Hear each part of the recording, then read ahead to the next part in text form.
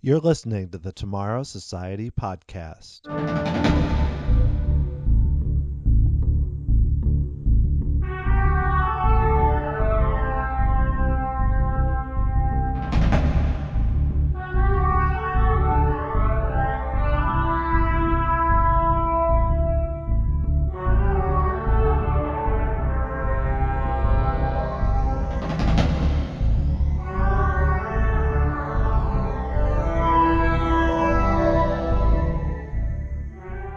Thanks so much for listening to the Tomorrow Society podcast. This is your host, Dan Heaton. When you hear a term like the dark side of Disney, it's easy to think that it's something terrible or awful and something you want to avoid, but that is definitely not the case here. My guest today is Philip B. Swift, who directed the new documentary, The Dark Side of Disney, which was just released on April 20th. And what's really interesting about this documentary is how we are seeing people that are obsessed with Disney World to a degree that some might consider way over the top. But what I really found fascinating about it was how much heart there was there and how we see that Disney World is filling an important void or playing an important role in the lives of each person that we see there. And the documentary is also a lot of fun because we see Philip and his friends sneaking into the utilidors and kind of going backstage and trying some different things from the book by Leonard Kinsey, which inspired it. So there's heart to the movie, but it also is just great fun for Disney fans. So it was really cool to talk to Philip. I think he had a lot of interesting insights into the movie and why he made it. So I hope you enjoy it, and it starts in just a minute.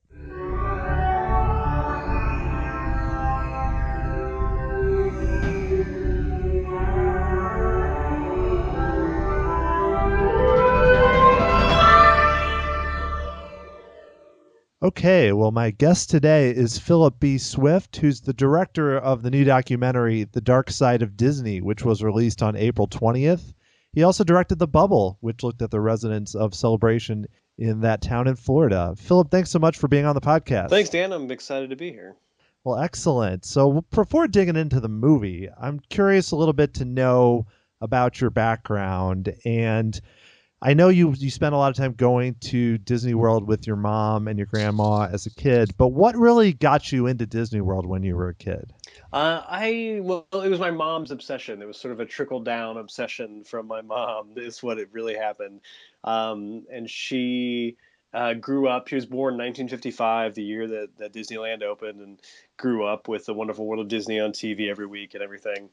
And she went to Disneyland when she was very young. I remember hearing that story. But then Disney World, she went in I believe it was 75.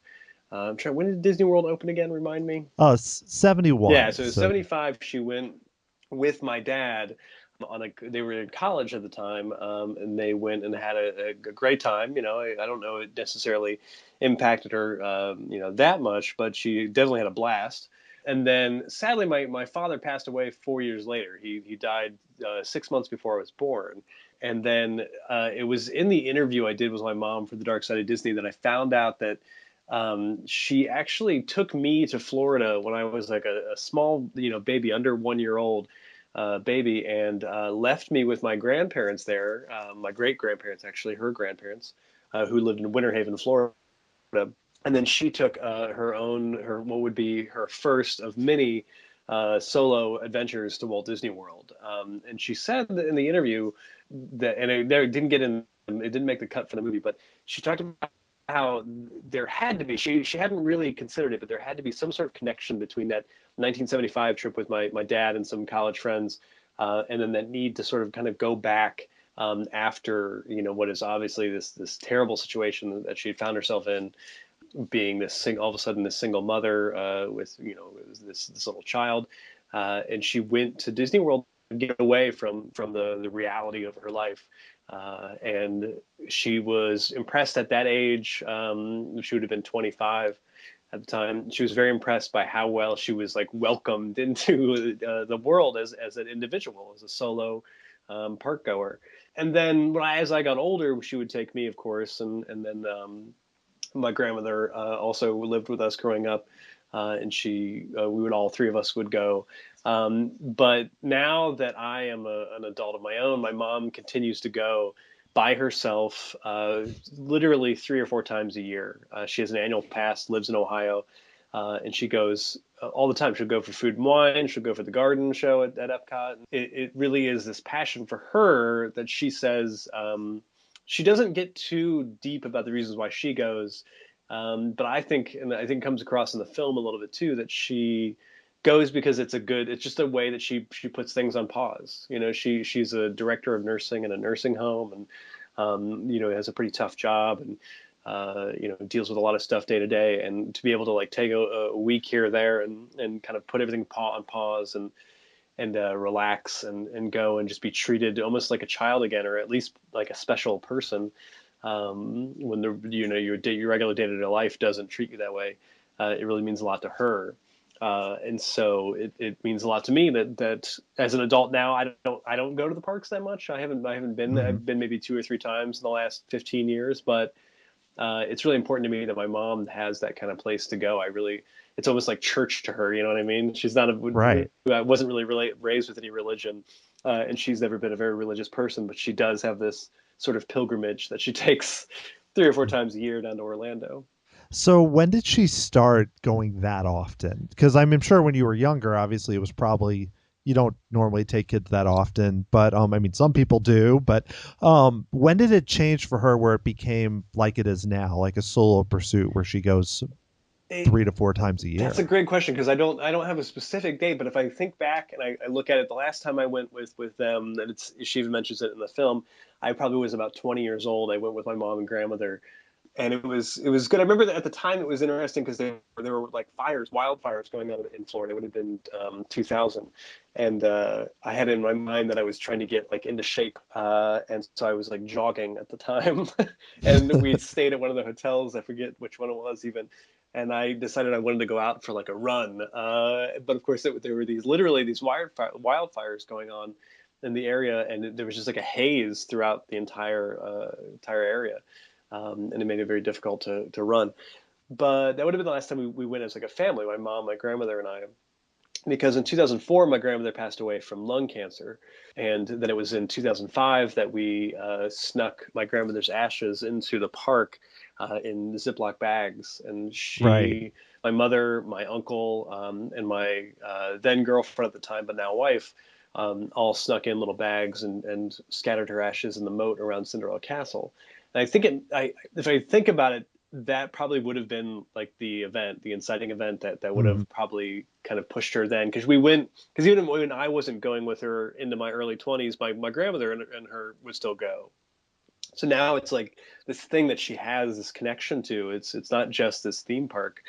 It's not just the happiest place on earth for her. It's a place that has a lot of memories connected to it, with my dad and my grandmother and these people who aren't with us anymore. Even in high school, we would go with sometimes, I would bring a friend with me. Like it would work out that I had two really good friends. One who does the music for my movies these days for The Bubble and Dark Side of Disney. And then another good friend of mine named Steve Kanan, who passed away also sadly in 2004, same year my grandmother passed away. There was a couple times actually, because Steve was a person I considered definitely like my best friend growing up. I'd known him since kindergarten, and in 2004 he passed away from leukemia, and he came down to Florida with us a couple times. I remember specifically a summer right after he had got his driver's license. I kind of was dragging my feet with it, even though we were the same age and only had a learner's permit. But we drove down on the beach one point. I don't even remember what beach, and there were a couple other times that we went with Steve. And so it's interesting. I think then if I connect it to my mom going back, it is again, it adds that kind of odd religious tone to it that she has to go and visit and pay tribute to those who can't go anymore. Maybe I think that's, Right. yeah, a small part of it maybe. It's kind of like when people on on their father or mother's birthday go to their gravesite or something. I mean, she doesn't just do that, but she goes kind of to think about when she went with your dad and then with with her mom and everything. Yeah. It's really interesting. It is, and it doesn't. It comes across a little bit in the film, especially I think in the end when she talks about battling. She had a battle with ovarian cancer, which actually she's been cleared for now almost 5 years, which is great.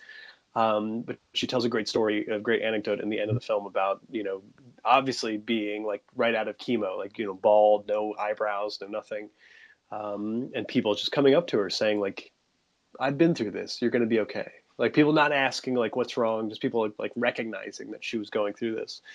And she would just go and she would just not have the energy that she normally has. So she would just sit on a bench and just absorb the Magic Kingdom or Epcot or wherever she was.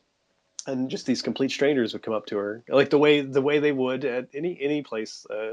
If you went to like church, that would happen too. Or if you Right. went to, I don't know, if you went to the bar you go to every Friday night or whatever, there's a community that gathers around you when you become a regular. Whether these other tourists like knew my mom as a regular or not, they could recognize what she was going through. So Yeah, yeah. No, that's really interesting. I think I could do about another hour on Disney World as church or something, but I yeah, feel like I want to talk about your movie. I did want to ask because it's interesting to me that you directed The Bubble, which was about celebration, but related to Disney, and then did this that you mentioned you've only gone a few times in the past 15 years. Because I didn't get the impression from the movie that you were going 5 times a year, but it's interesting that you don't go that often, and I'm just curious, kind of what makes you interested in doing these types of documentaries when you're not as engaged with the parks anymore? I think it's a lot that I think a lot of people deal with is like what brought us to where we are today. And I guess one word to sum it up is nostalgia. Like you look back and you think about like, oh, what first of all, was life really better back then? I don't really think it was. I think life is pretty good now. But there were memories that you have as a child, the way the world was at that time, that you think like, oh, like we hear about it a lot in context with Epcot. Like you think like, oh, Epcot was so great as a Hmm. child, and it probably was. I mean, I definitely have wonderful memories of Epcot compared to like the modern version of it that I'm just depressed by every Yeah. time I think about it. But yeah, not it's there's something going on obviously, and I think it's why I keep making these movies connected to the Disney theme, is because there's some connection there. There's something deeper, and it's kind of telling in a way that I said I didn't put in the stuff about my mom talking about my dad and the relationship she had with him and Disney. It's almost like there's like another movie like waiting to be made about that whole thing. Yeah, like you But self-censored yourself a little bit. yeah, maybe like I'm holding back for the next film. But I think everybody has an outlet for personal examination. I think is a way to think about it, for personal investigation. Like I remember growing up and thinking that like there were so many secrets in my house, just in my house. Like, the idea that there were like, closets I shouldn't look in, or like drawers I shouldn't go in, or, things like that. And when you eventually like, maybe your mom was out, or, you could sneak into somewhere and peek in a closet and you realize it was nothing. It was just like old bags and shoes or something. There's something about that mystery though when you're a child that's very interesting. And so when you become an adult, obviously you don't care much about the closet where your mom keeps her old shoes, but you do have to wonder like what people's motivations were to bring about into the world sometimes. I guess Hmm. this is the first time I'm really kind of formulating this thought, so forgive me if it sounds clunky, but and most of the time when you do start to have the conversation with your parents about like why am I here? Like that's such a question. It often boils down to just like, oh well, we wanted to have a kid, now you're here, or we didn't necessarily want to have a kid, but you came along and we're happy you're here, and things like that. There's no like definitive grand like all consuming answer to anything. But we all of us have our ways of dealing with our existence, and we're kind of examining that in different ways. Some people may, I don't know, be people who make pots on clay wheels kind of thing, or people might write books, or people might write songs. And for some reason, for me, it's always been movies. Since I was about 13 years old, I remember I've always been kind of a movie fan, but when I was 13, there was a switch that really flipped inside my brain. It was randomly. I remember it so vividly. It was a sick day. I stayed home sick. I just wasn't feeling well, and I wish I knew actually why I had these two movies, but I was a video store junkie, and I stayed home and I watched two movies on my mom's like 13-inch like color TV. I watched I either got them from the library or from the video store. It was Singing in the Rain, classic, Singing in the Rain, and Barton Fink, the Coen Brothers film Yeah. with John Turturro. And it was a very odd double bill, but both about like the golden age of Hollywood in their own right. And it was something about that double bill that night, or that day, that sick day where I stayed home from school, that something clicked inside my head. And before that, I had actually wanted to be like a Disney animator for a little while. And I was a small child. That was what I really wanted to do, especially since I was going to the parks a lot. And then after that, I grew up a little bit and I wanted to be a Marvel Comics illustrator. That was a big thing. But both of those were kind of doomed to fail because I was just a terrible artist. I just had no drawing ability at all. But then I saw these two films, and something just clicked inside. And I happened to also coincidentally get a video camera for my grandparents that year, and I never like stopped filming. My friends and I made movies all the times, and I was always like watching more films and riding my bike like way too far out to like the main library in Akron, Ohio, because I knew they had a better selection of films to rent and things like that. And somewhere along the line, I started, turning the camera back on myself and trying to examine what was going on. And the Bubble, the film I made about Celebration, was my first feature length attempt, and so it doesn't have. I felt a little like it would be too vain to kind of like dive right into asking existential questions. But I made a short documentary before it called Sincerely P.V. Reese, that Mhm. is. Just a 20-minute documentary that this film I made in my senior year of high school with a group of friends. It was five of us made a film. We'd been making like a bunch of short films just to kind of like goof around and have fun for years. And we decided in our senior year of high school that we were going to make an hour-long film. We wanted to make a long movie, and we really wanted to like impress our other friends, like, "Hey, look, we did this!" And so for about 6 months, from the fall of '97 to the spring of '98, we made this hour-long film, and it's a very ambitious, piece, but it's edited on two VCRs with like a compact disc player for the music, and it's a very silly film. And in 10 years later, in 2008, that was done in 1998. In 2008, I went back and went back to Ohio. I was living in New York at the time, and made a short documentary about the 10th anniversary of that film. And what came up during all those interviews was again, to go back to it, the death of my friend Steve. Mhm. He was one of the main actors in that film. It was called Dear Mothman, and I literally started out to make a short documentary about the 10th anniversary of this film, but of course, in the interviews I did with all of my friends about it, Steve's name kept coming up and coming up, and that's sort of the twist at the end of the film, is that you watch this movie for 15 or so minutes and you think it's about these goofball friends making this silly movie, but really in the third act there's this twist that one of us isn't here anymore, and we can look back at him in all these old videos, but he's never going to be older than he was at that time. And I guess if we were looking at the overarching theme of all of the films I've made, all the documentaries I've made at least, they all kind of have that connection to this sort of nostalgic past. Sincerely P.V. Reese is that short one.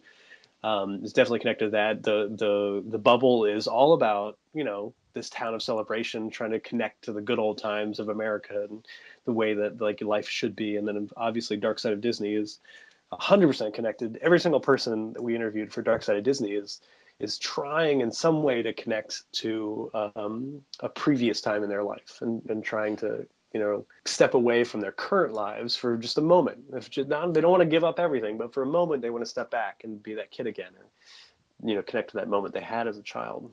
Wow, there's a lot to unpack from that. I think I could spin off about 15 questions, but I'll try and zone in a bit. But one thing that really interested me, because, personally, I went probably most years with my parents as a kid, kind of similar, and then didn't go for a while. And then somehow now I'm doing a podcast about theme parks. And I've tried to kind of think about now, what is it? I mean, didn't just happen last year, but 5, 10 years ago, even before I had kids, why did I get reconnected kind of into this? And a lot of it is kind of, I think, that nostalgia where you go back and you're kind of think it's not the same exactly, but some of the things are still there. Mm-hmm. So you kind of have this connection but except for, Future World, but most of it is still kind of there. I mean, the buildings are there, but it's interesting too that, you mentioned kind of this, personal connection with how you became a filmmaker and how these things work. And I've listened to a lot of podcasts with filmmakers and even with theme park designers, and they all kind of have similar stories where it's rarely when I was 5 I wanted to be a filmmaker and this is what I did and it worked. It's like somehow somebody gave me a camera and then all of a sudden I started shooting and then that's what I wanted to do, or I started drawing or whatnot. So it's interesting how much that's influenced even the type of stories that you're telling, because like The Bubble especially, like I just watched that last night and I went into it kind of thinking it's going to be more, it's going to make the people look kind of silly or whatever. But I found it kind of endearing. I don't think I'd want to live there, but that nostalgia, you can really, almost anybody can connect to that in some way. Yeah, there was a guy that saw the movie and he saw it like, and I look at it. The film I think is very objective. It's a very objective piece. It's a Mm, sort of an oral history of the town from the people that live there, and I did. It was almost like a challenge to myself as a filmmaker to try to be truly objective in the portrayal of these people. They're very kind to let me into their home, and I've had people that have seen the movie and said like, oh, you could have made those people look so crazy and you didn't. What's wrong with you? I think like that's just not the film I right. wanted to make. Like I didn't want to make a film that just like put these people out on display and you just sat back and laughed at them. I wanted to make a film where they tell their story. Subjectively, though, as an individual, as a step away from being a filmmaker for a second, some of those people are crazy. Like some of those people were totally bonkers, and I had a ridiculous time like hanging out with them and hearing their stories. But to the credit of the film, that doesn't come through. It's a truly objective piece. I think as objective as you can be when you boil down to like the level of journalism or documentary film as it is. Right. Well, yeah, you have a woman that's taken 80 Disney cruises, and I've never taken any. And, it might be fun to take one, but someone like that you could present in a lot of different ways, but you present it really straightforward. So that is a choice in order to how you present someone like that. Yeah, and that way, like there's certain like you as a filmmaker, as with any sort of art form, you're directing the audience to look at a certain thing. If you're a painter, you paint in a certain way or use a certain color to have the eye go to a certain corner of the painting or however you want it to go. Photographers frame their pictures a certain way. And in editing with documentary film, when I started filmmaking, I wanted to be a narrative filmmaker. But then when you grow up and realize how expensive it is, documentary is a nice, alternative. But it's to me, documentary filmmaking comes to life in the editing room, and that's always been the one like true. Like I enjoy all aspects of filmmaking, but the editing is what really post production is where I really could just sit down for days and be happy editing. And so it's through that editing where you can kind of you can treat these characters, these individuals, these subjects with respect that they deserve. Right, and that's similar. I definitely now want to spend time. We've kind of been circling around it, but spend time on your film, The Dark Side of Disney. But even the people you present in the film, I feel like there's a lot of different ways you could tell the story of Hoot Gibson or of Logan or of some of the different people, your mom, that you present. But I think what surprised me a bit about the movie, even having read Leonard Kinsey's book and such, is that again, it is the people that, I mean, it's probably coming from my own perspective of having gone to Epcot and done those things and being into it. But you come out going, yeah, these are interesting people. They're a little goofy, but they're, so it's a lot of that editing where you're kind of putting together that story. Yeah, for sure. There was another podcast I was on recently where they summed it up as like documentaries more than even narrative films have their moments. Of course, there's the action sequence that you look forward to in every action film, or the nail biting tension of a certain suspense film, or the jump scares of a horror film. But they attributed a documentary to having those the moments where it's actually the antithesis of editing. Like you don't edit. The moments where you look forward to, like, especially in a digital age, it's so easy to like over edit your work. And the host of this podcast, said he really appreciated that there were some moments in the film where I just let things breathe. I just let things kind of play out in front of the audience, and I think those are good moments to connect with your audience. We see life as an uncut constant stream, and it can get easy to buy into like the over edited nature of specifically like mainstream Hollywood films. So in a documentary, when you could have a moment to kind of just like, what, we're not going to cut here. We're going to let this moment play out and just see what happens. In the very beginning of the film, there's a very, honest moment where my mom, I say to her, like, are you worried you're going to get banned? And this is before we find out that she scattered my grandmother's ashes and any of that stuff. And she says, "No, I'm not. I would never do anything to get banned." And then she just, for a moment, she just like kind of like drifts off for a good, I would say 10, 15 seconds. Then she looks back at the camera and she's like, I wouldn't like that. Like, I bet I wouldn't like that. And then we move on. And you can see that she's thinking about something. And it's those moments that I really just love that you can find in documentary film that you don't get that in a narrative film as much. When those moments happen in a narrative film, more often than not, you realize, well, that's just someone acting. They're acting that role. They're doing their job. And of course, when it's done really well, you totally buy into the emotion of it and everything.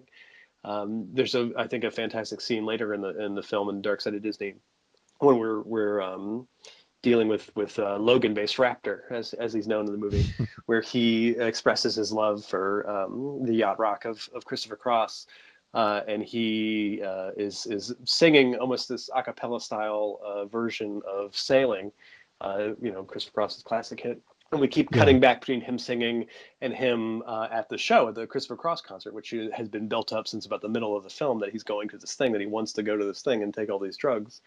And we cut back and forth for a little while. We cut back, we see him, singing, we see him at the concert, we see him singing at the concert, and then it cuts to this one shot where it's a kind of an odd frame where, like, it's just below his glasses, you can't really see his eyes, and you can see him kind of lip syncing with the music that we can't hear because of, honestly, just because of rights issues.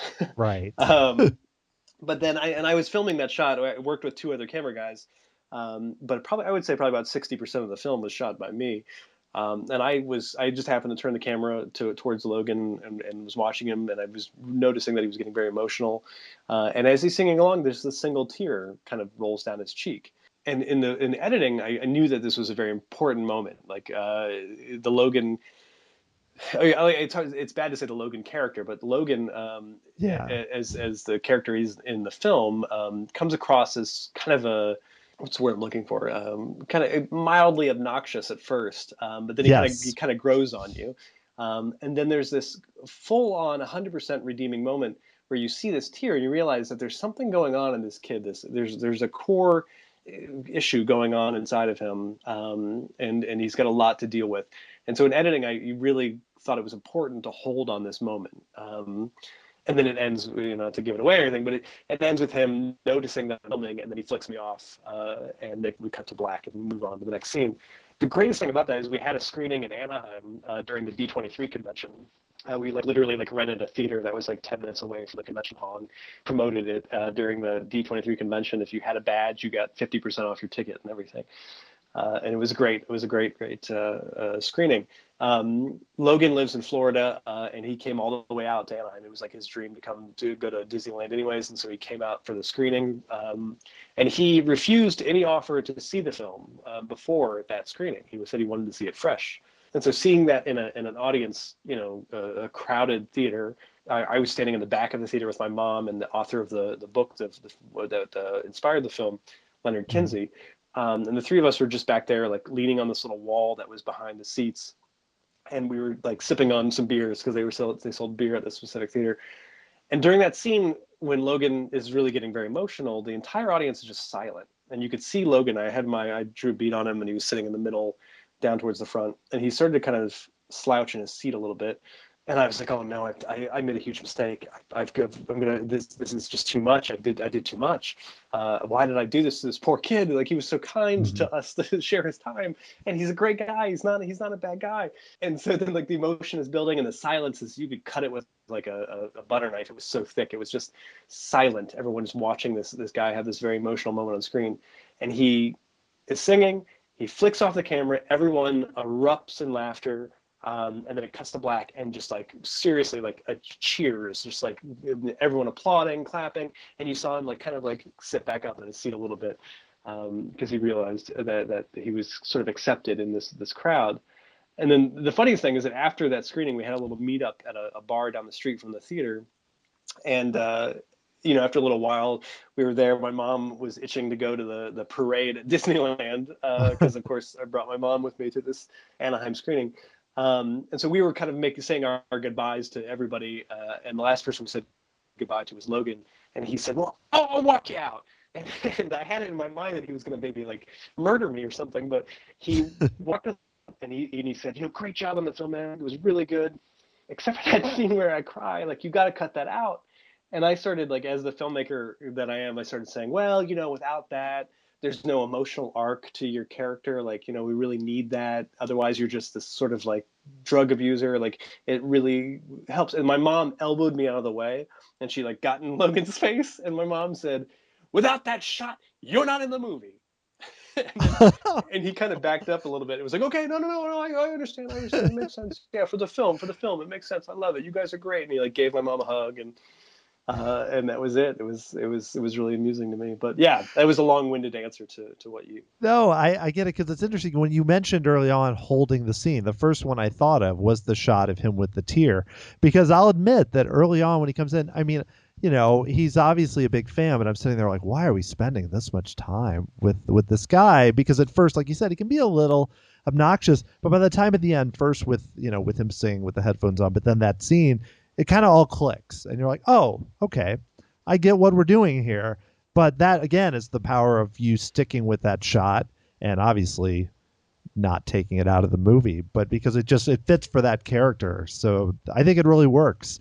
And I can't, being the Horizons fan that I am, I can't get through without also asking you about another person in your film, Hoot Gibson, and what it was like kind of spending a day with him, because he's definitely, well known for his exploits in Horizons and everywhere else.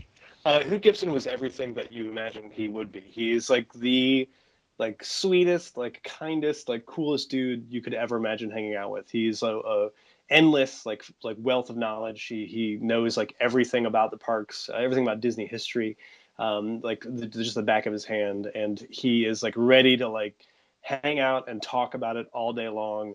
It literally, like, it was so amazing. Like, I had stumbled upon the Mesa Verde Times blog Mhm. that he and his partner in crime, Chief, had set up years ago. And really just kind of like, I remember spending a night just being like digging deep into that website, seeing all of the great, stuff they had about Horizons. And then when I read Leonard Kinsey's book, there's a great interview with Hoot. And then I didn't even like really think about it. But when I interviewed Leonard, the author of Dark Side of Disney, at his home in Baltimore, he was like, "Well, you got to have Hoot in the movie," and I hadn't even occurred to me for some reason. Because to me, Hoot was like, I don't know, he was like the untouchable. Like, he was like, I don't know, I can't even imagine. Like, I don't know. I'm trying to think of an example, but he's literally, I was like, no, he's not even a real person. And he's like, no, he's fine. He sometimes, it's hard to get a hold of, but we'll make it work. And so, yeah, we struck up a conversation on Facebook one day, and we back and forth. And he did a lot of great outreach when we were doing a Kickstarter for the Dark Side of Disney documentary. And then we, in the film, it's presented as he drove us around, and then we went to Pirates Cove. But we actually started at Pirates Cove. We met him at Pirates Cove Adventure Golf in Orlando, where he does a lot of I wouldn't say a lot, he does all of the kind of work to really make that place a unique, special, wonderful golf course, miniature golf course. And he kind of gave us this great tour, and it was such a great way to like, meet this legend and just see his work and hear his stories. And then afterwards, he was like, "Well, let me take you on a ride." He has this great like sing-songy, like carnival Mhm. barker voice about him. And we went. He drove us through the Walt Disney World shops, basically, where they do a lot of the refurbication stuff on the rides. Like, if a ride breaks down, they need to be repaired. They take care of them at these shops. He drove us around and pointed out some great things. But talk again about the stuff I had to cut out. His segment, I think, is the longest segment, and it clocks in at about 10 or 12 minutes. And that, even for me, was like hard to get down to that little. Like, I wanted the whole movie to be about Hoot at some point. But he talks and talks and talks and tells us just amazing, like, spectacular stories, way beyond everything that you see in the film. Yeah, well, it's interesting because I feel like watching those shots of, I mean, I've seen some of them, the ones on Mesa Verde Times, but watching them on the full film of them running around Horizons, almost feels like it Disney from like 100 years ago or something. Because you think of just especially seeing it not riding it, like them taking pictures with the people and just everything. I mean, because now I think I mean, I'm sure there's ways you can do things, but it's probably a bit harder now than it was then. But it's fascinating to see that because it almost connects to like what we talked about, the nostalgia, where it's like seeing them in there. I'm kind of like, oh, wow, that was Disney was so much weirder at one point. I don't know. Yeah, It's right. Well, I remember growing up and seeing like old home movies that my family had, like old 16 millimeter like projector films of just like it could just be anything. It could be just around your house, like or around the house that you were sitting in. You go to visit your grandparents and they would set up the projector and you'd see Christmas mornings from the 50s and 60s, but it was in the house you were in. But it really felt like you were looking through this like window in time back to this old day. And it's the same thing with those Mesa Verde Times. All the stuff they shot, it has that VHS like quality to it. That like I feel like I literally people make fun of me because I say this, but a lot of my memories have that VHS like aesthetic to them because that's just how like I remember things. I remember like I devoured VHS tapes as a kid, and so if I think back to like birthdays or hanging out with my friends, like it has this VHS quality to it. And so seeing these adventures that Hoot and Chief went on in this like glorious muddy tracking issue laden VHS tapes, it just fills like a huge part of my heart and really itches some sort of part of my brain that just like is crazy probably at the end of the day. Yeah, it's just it looks like it's such a, I mean, it's similar, but it just feels so different. And I agree because having grown up, I think some of my memories of vacations come from like 5 minute videos that my parents took Yeah. with like, or my dad rented this giant camera and took 10 minutes or something. So I'm right. I think I'm in the similar era. I'm a bit older, but I don't want to be too tough on modern Disney because you did have the drinking around the world experience, which I wanted to ask. I've never done that because I would probably die. But and now I have kids, but even before that I didn't. But so how my big question as the outsider, how hard is it to drink around the world and survive the experience?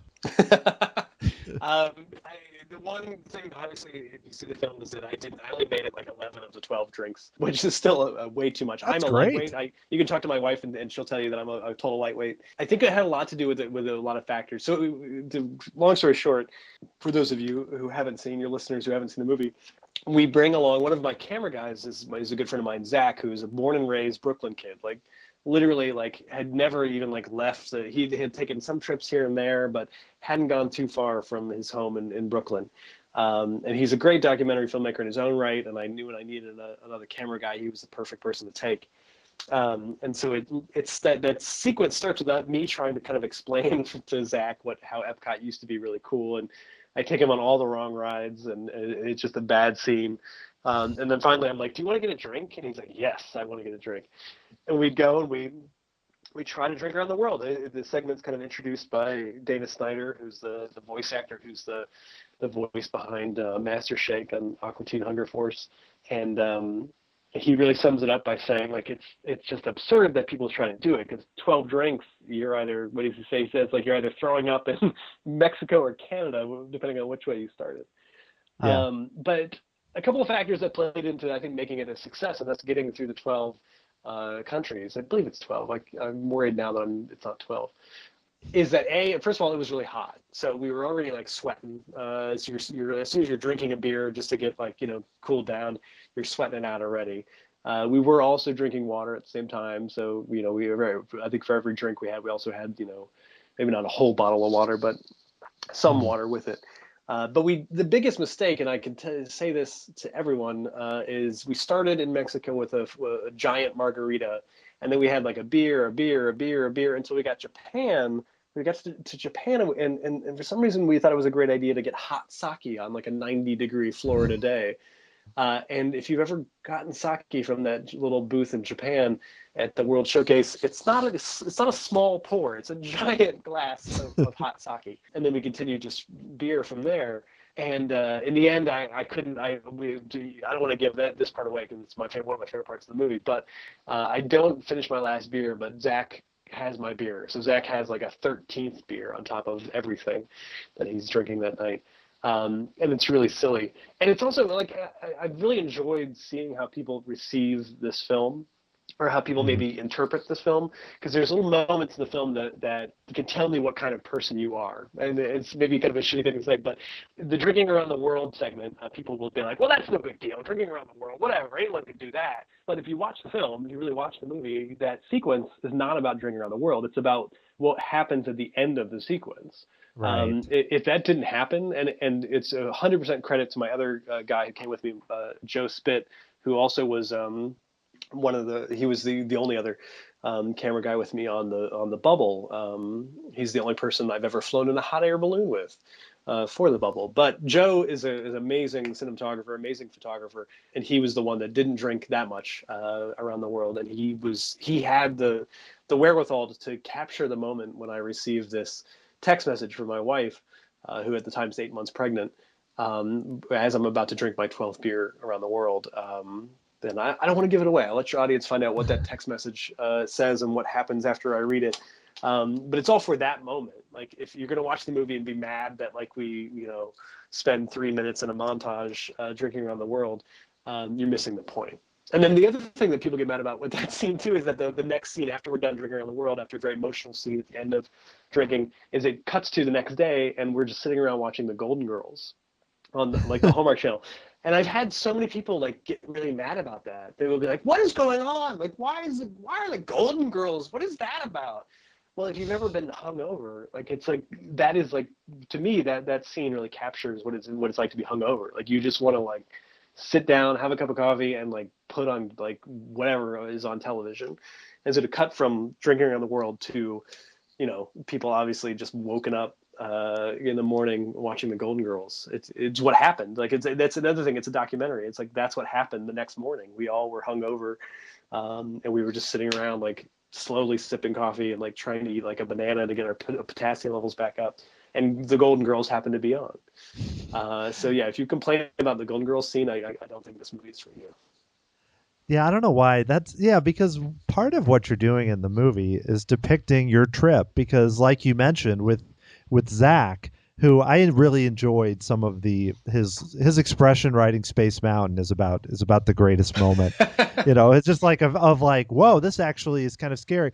But not to lose my point being that we're kind of experiencing the trip with you and with him and so that next day, it's like if you just all of a sudden you guys are like, "Oh, we're at the parks, we're running around." I think, well, wait, what? How did they get there? They were drunk a minute ago. You have to kind of tell the story, but I understand. I guess I understand it. But no, you're telling a story of the trip, so Mm-hmm. it makes sense to me. And you mentioned about your daughter, and that's an interesting part of the story too. About your wife being pregnant, and about obviously we see in the credits, that things go okay. But so do you have it in your head that are you going to continue the family tradition with your daughter and go to Disney World? My wife has no desire. She just has no desire. Her like, and where I'm at now in my life too. I got to be honest. Like, I don't. I think there's other things I would do for the price of like the Disney admission, like just like Yeah. airfare and car rental and hotels and tickets. There's other things I would do with my money. And if you're hearing this and being like, screw that guy. Don't worry though, because there's always Grandma Beth. Grandma Beth is the patron saint of Walt Disney, and she's always ready to reach out and help our daughter learn the ways of the mouse. So much so that her birthday is on November 15th. Margot is she's about 17 months right now, but for her first birthday, we actually had a screening of The Dark Side of Disney the night before her birthday on November 14th, 2015. We had a screening in Orlando, and we brought Margot with us. And my wife came down, my mom came down, and a bunch of people came. It was a wonderful, really, really great screening.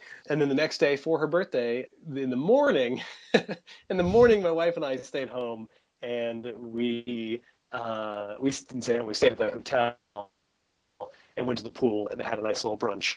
While my mom took Margot, our daughter, to the Magic Kingdom to meet all of the princesses. And Margot, to her credit, being a wonderfully like adorable, somehow very well adjusted little girl, loved it. She had a great time. She specifically loved Tinkerbell a lot. There's a great picture of Tinkerbell, and my mom. It was everything for my mom to be able to take her granddaughter to the park for the first time, and it was everything to me and my wife to have a morning where we could sleep in. Yes, I can understand that. And I don't think anyone would, well, most people would probably not begrudge you saying that it might be a little pricey, especially as a new parent. There are lots of other costs and things to consider. But yeah, like you said, with your mom, she'll have plenty of opportunities, I suspect, to make it back to the Magic Kingdom, I think. Yeah, definitely. And we did go then to Epcot with my mom and some friends, and we took Margot we didn't take her to drink around the world, but what we did do is we went around the pavilion, the World Showcase, and we would go to the pavilion. It was during Food and Wine, so we'd get a little bit to eat, and then we would sing Happy Birthday to Margot in each different pavilion. Now she was only 1 year old, so we only made it through about four or five of the pavilions.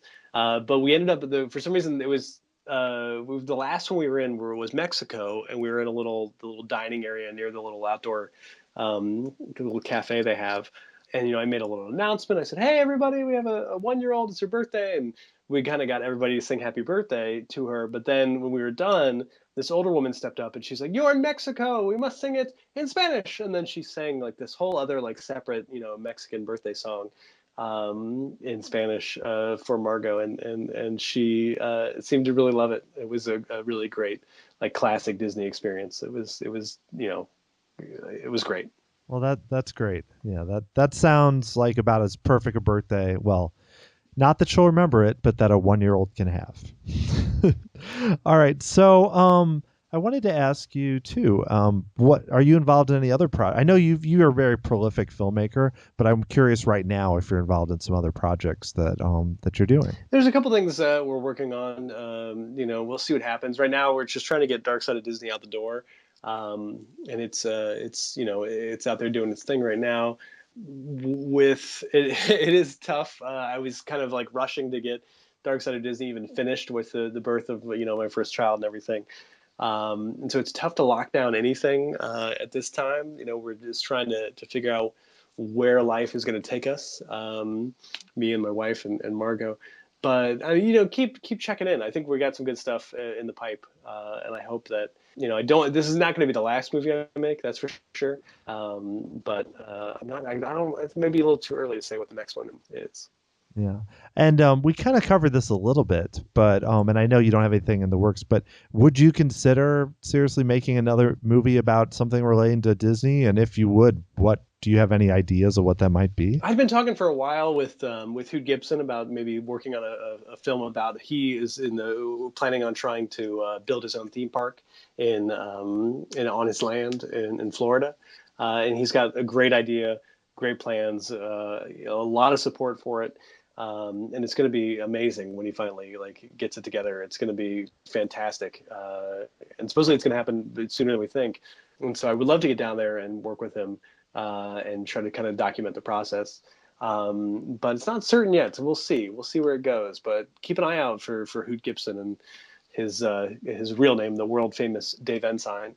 If you check him out on Facebook, actually, he just started a new page called the world famous Dave Ensign, Ensign, and you can Mhm. see some of the plans, the early plans for what he's thinking about doing.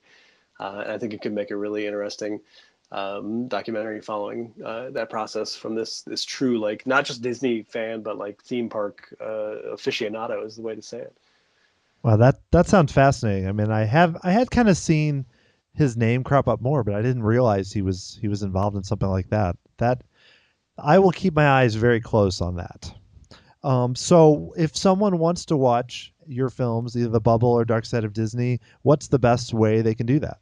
The best thing to do is to go to dsoddoc.com. That's dsoddoc.com, as in Dark Side of Disney. There you can get a DVD. We're selling 3 different versions of the DVD. You can get a basic one for $10 that has the film and some trailers on the disc. For $15, you can get the same thing, but with a downloadable 25-song soundtrack. That extra $5 actually goes straight to my friend Gabe Schrey, who did all the music. And then for $20, we have a special Darksiders edition, which gets you all of that same stuff, plus online access to a huge library of great special features, extended interviews. If you're into somebody like Hoot or Dana Snyder, they're only in the movie Hoot's in the movie for about 10 or 12 minutes, but Dana's only in the movie for about 2 minutes. Both of those people, we had long interviews, so you can get access to the extended interviews, including also footage we didn't use in the film. So that's a good deal for $20.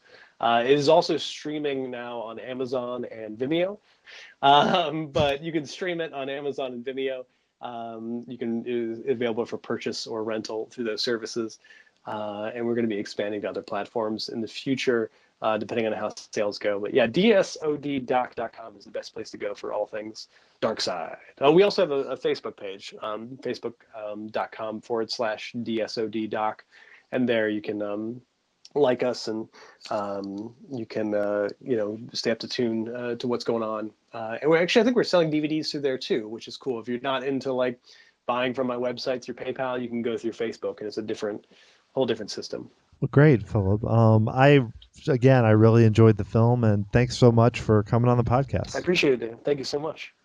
It was really cool to talk to Philip about the dark side of Disney and his background in filmmaking. If you are interested in renting or buying the dark side of Disney, I do have a special offer to Tomorrow Society listeners. If you are on Vimeo and you want to rent or buy it, if you enter the promo code TOMORROW at checkout, you'll save 10%. There's also a direct link for this offer that I will put in the show notes page at tomorrowsociety.com. And that site is also where you can find out what else I'm doing and talking about in terms of theme parks. And I would also love if you could go give me a rating on iTunes, because that will allow more people to learn about the show and to hopefully enjoy it. If you could do that, that'd be awesome. And don't forget that the music for this podcast is composed by Adam Hookey and performed by the Sophisticated Babies. Thanks so much for listening, and I'll talk to you all again soon.